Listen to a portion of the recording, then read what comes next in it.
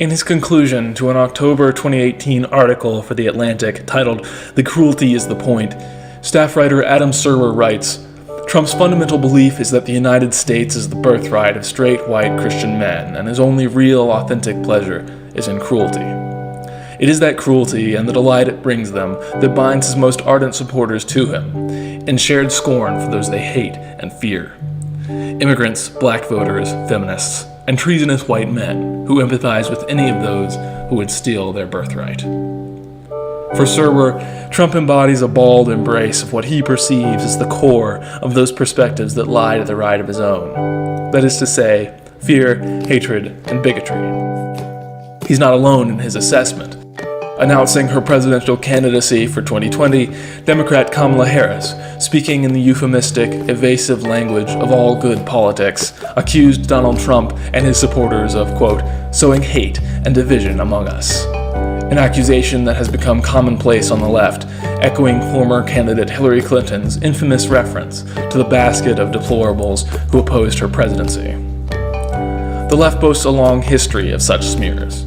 But in recent years, with the ascendance of Donald Trump and the unwavering backing of the media, accusations of the moral insolvency of the right, or even the moderate center, have intensified in volume and in tenor. From late-night shows to the halls of academia, a dichotomy has emerged and entrenched itself between apparent moral decency on one hand, associated with the tenets of progressivism, and on the other, the problematic, retrograde, or simply gross perspectives of those hateful, fearful, or primitive enough to differ. For today's mainstream left, for whom Serwer acts as an at least competently articulate, if misguided, mouthpiece, political persuasion is a matter of moral purity. It may well be true, as Adam Serwer states, that Trump sometimes exhibits cruel behavior.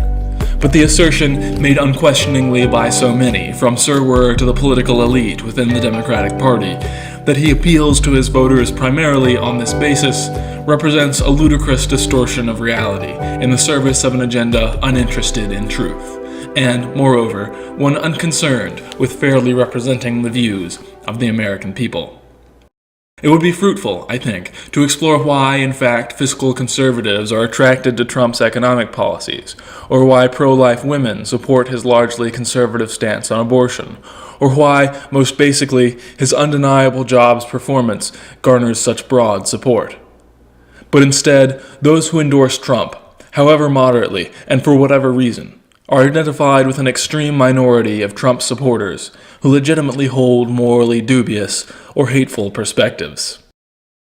Like so many leftist pundits, including, let it be noted, the radicalized field of 2020 Democratic presidential hopefuls, Serwer demonstrates a troubling and frankly irresponsible readiness to dispense with all attempts to understand what principles, realities, and perspectives really motivate those who disagree with them, in the interest of promoting a political narrative rooted in assumptions of moral superiority over an allegedly indefensible platform of deplorable ideas.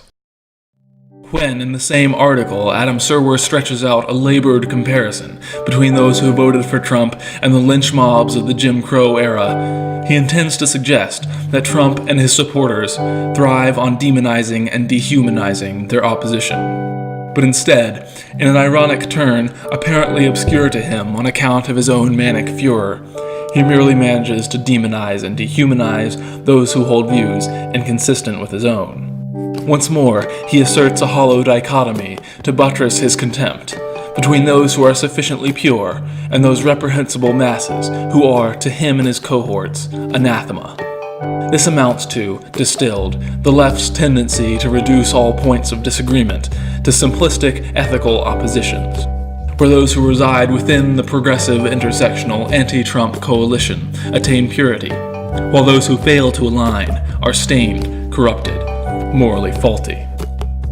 Serwer's own self-righteousness represents in microcosm a larger trend on the left, in the media and politics more broadly, toward a supercilious conflation of moral rectitude with political conformity. In embracing this conflation, the New Left participates in the puritanical tradition of monolithic thought, sanctimoniously protected and preserved by rigid codes of Orwellian right-think. To contradict or even question established ideology is tantamount to heresy, worthy of excoriation and humiliation in the public stockade. As a result, substantive issues and complex questions are relegated to the outskirts of discussion. Rather than being allowed room to defend their ideas and perspectives, those who diverge at varying points from the dominant narrative are left to defend their character.